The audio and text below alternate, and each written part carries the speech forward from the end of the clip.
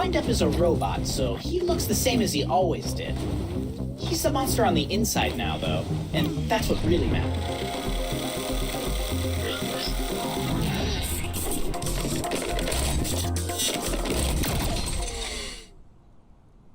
Combat mode activated. Missing breach.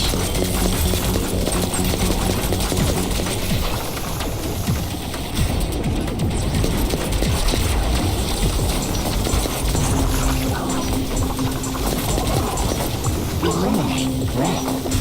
Opponents vanished. Failure state limited. Now get to the teleportal and look back in.